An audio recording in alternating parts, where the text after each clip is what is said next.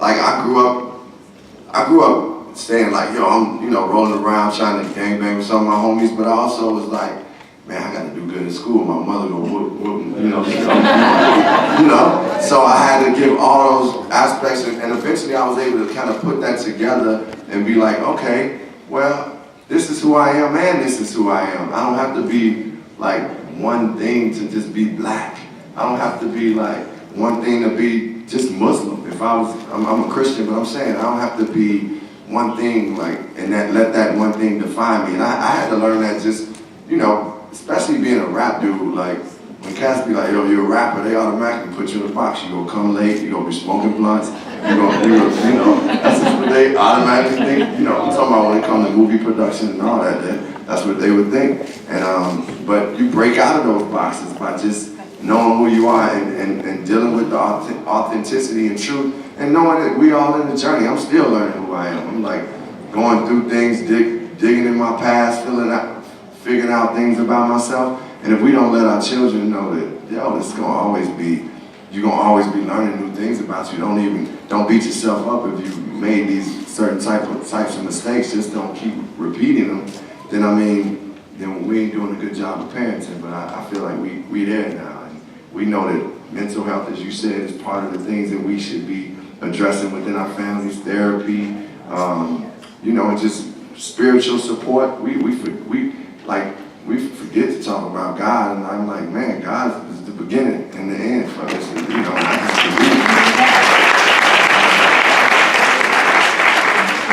Well, I'm from DC, and I love I'm pre-gentrification DC, so.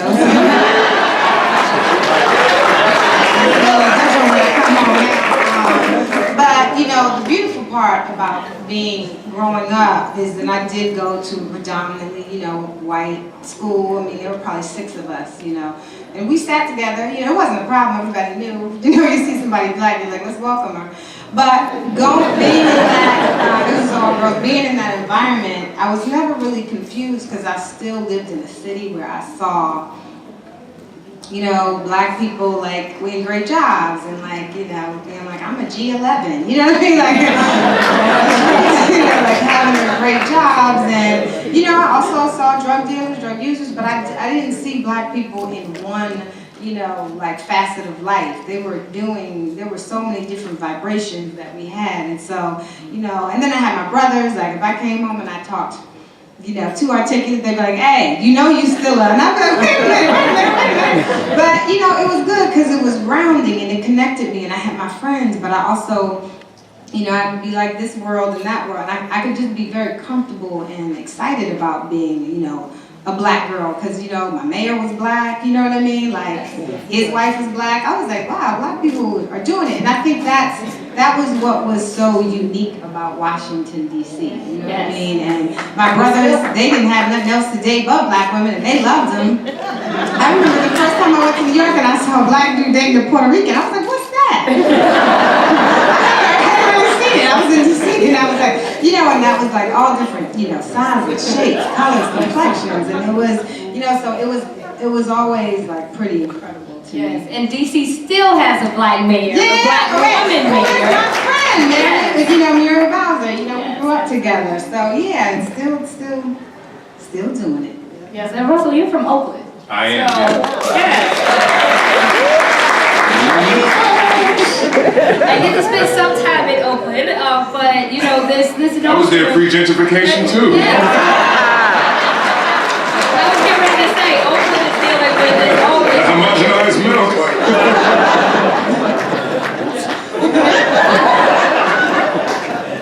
but this. I think it's important because there's these scenes in Oakland, is really. The home of the Black Panthers. Yes. Yes. Oakland is the home of a lot of amazing movements and leaders, and really still a place of resistance. Yes. And in this film, in this movie, Black Lives Matter. It quickly became a hashtag, again, inspired and started by 3 black women. But now it seems like, you know, there are a lot of people, and the film explores this, where Black Lives Matter, it's a buzzword, it's cutesy, you know, but it's real, it's resistance. If you know the history of Oakland and the resistance movement and the Black Panther movement, can you just talk about this? Because I think the film explores the dynamic nature of activism and allies and resistance. Yeah, I think there are many ways to express or show or manifest activism, consciousness, conscientiousness. I think that when we talk about Oakland and we talk about the Panthers, understanding aspects of the history of it and the dynamics of it, we always talked about growing up ISP, living in the spirit of the Panther. And, we were taught, by our parents and uncles and aunts that you don't necessarily have to do what they did, you know what I mean? But you just have to know who you are. And I think, and understanding that, it's how does it manifest itself? And so, understanding that history, I had to find, I think everybody has to find their way to be an activist. I think everybody has to find their way, their rhythm, and their time when it is for you to speak out or speak up. I think we have to give people their time to grow up. I think we have to give people their time to gain the knowledge. I think we have to give people the time to find their space, right? And then when they do that, or when one does that, how does that manifest? Does that manifest through your writing? Are you a poet? Are you a novelist? Does that manifest itself through your artistry? Are you a vocalist? You a rapper? All these things. How it manifests for me is by being an actor. How it manifests for me is I have taken the energy, the understanding, the books, the knowledge, and it coalesces itself into the energy that is me. And so that in turn, it comes out in the parts that I take, the level of consciousness that I take into deciding what roles that I want to do. They say you can't lie in life and tell the truth on stage. Say that again. You cannot lie in life and tell the truth on stage. So I have to understand that what you see on screen is a part of me. It has to be in you, I guess is what I'm saying. So, whatever character that you're going to manifest, whatever I'm going to creating, the consciousness, the conscientiousness, the understanding that is me, that is Russell, I'm putting that into the work. And I'm putting that into the work so that the audience, and so that I'm trying to give you something you can feel. You know what I mean? So that you can come back and say, bro, I've had people, man, right on, I felt that. But that's born out of what is in me. And so I think that's what happens for different people. Again, whether it be through writing, music, poetry, rap, whatever that is, as long as it comes from that conscious understanding and you've given the people something they can feel, that is in turn, in sense, in its own way, activism. Thank you. Thank you for that. So we are here at the Congressional Black Caucus Foundation's annual legislative conference, which is a vehicle for action. The theme is that, the dream still demands. That's important. The dream still demands. Now, we're in Washington, D.C., and we know that not too far from here at 1600 Pennsylvania Avenue, that there are a lot of policies, a lot of ideas, there's a lot of things that are being created that are doing detriment to our communities. And in many ways, this film, I believe, will spark conversation, propel movement. I think it's telling, and I'm sitting here, I'm looking at Congresswoman Val Demings, that as a former chief of police, when you heard about this film, you saw this film, you said it was important to bring this film and this amazing cast to have a conversation about what this film is demonstrating.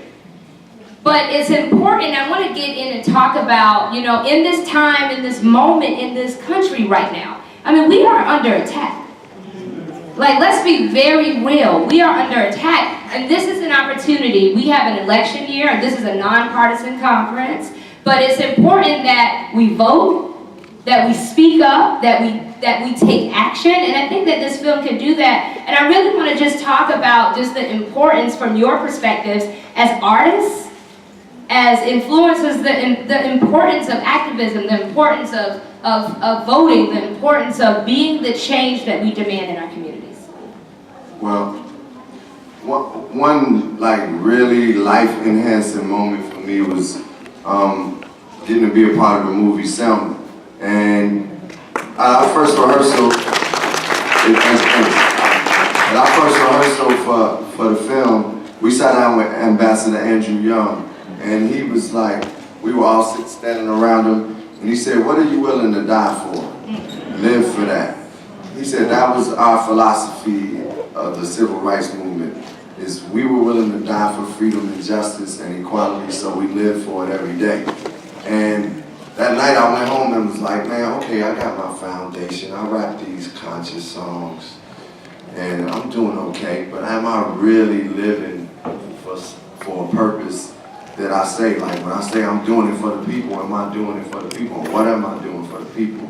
And that just kind of activated my activism in another way, because I was like, all right, I don't have all the ideas, I don't even know all the political structure and stuff. So how can I connect myself with people who can educate me? And also, how can I use my whatever abilities I have? Because one of the things I noticed about them during the civil rights movement, it was strategy. They were coming up with ideas. Those marches, when teenagers was marching and getting beat on TV, that was a reason for that, to show America certain things. So I was like, man, how can I put my creativity and the access that I have towards real activism? And it really just happened by being able to be like, okay, yeah, the more I get, the more, you know, the wars and getting, you know, like as Russell said, it's important to even take on conscious roles. And those things started coming to me at certain points. But along with doing the art, it's like, yo, what programs can I have or connect with in cities, or how can I go listen to people and find out where I can help at? And that's basically what it boiled down to, was really connecting the dots. And you know, it's still a process, I'm still learning. I used to be one of them dudes that was like, growing up before 21, I was like, man, I ain't voting, don't nobody represent me. But now I'm like, if you out there tweeting, Instagramming, and you protesting, you better be voting too. Like, you need, like, you gotta compete with the track record of that action. And action, as Russell said, sometimes it's gonna come through. The activism ain't, you know, all of us ain't gonna be poets or artists, but man, you could be an activist if you're a waiter at a restaurant, just by actually being a good human being and showing love and respect to one another. To me, activism starts just with how we treat ourselves and treat one another. That's where it begins, and then how we treat our family members and our communities. And then, you know, so activists, we need activists as teachers, there's photographers, there's architects, there's security guards, there's police women and men, congresswomen and men, actors, filmmakers. You know, whatever you do, we can be an activist. It's just being activated by something that you can change in our communities. And the first thing is just vote. Just vote, please. Vote. Did you hear that? Vote, vote, vote. Vote, vote, vote. Register to vote. Make sure you're on the rolls. We get removed, like, it's real. We get removed from the voter rolls. It's a thing called purging. So you got to make sure that you're on the roll, register to vote, and vote. You know, Regina, I want to go to you. And, you know, Black Girl Magic, we hear it all the time. But truly, I believe we've always been in a moment of just seeing Black women glow up and just shine. It's always been, I think, the media, the other media is just starting to take hold and see that. But this year, I mean, we've seen, you know, there's Stacey Abrams. There's just so much just magical, Ayanna Pressley, and just Black women breaking barriers, and Black women that are leading movements. You know, I think about people like my sisters, Tamika Mallory and others, and the women's march, you know, led by women of color, you know, Linda and Carmen and others, and just the role of Black women in this moment in time, and Black women actually at the helm of resistance and movement. So I just want to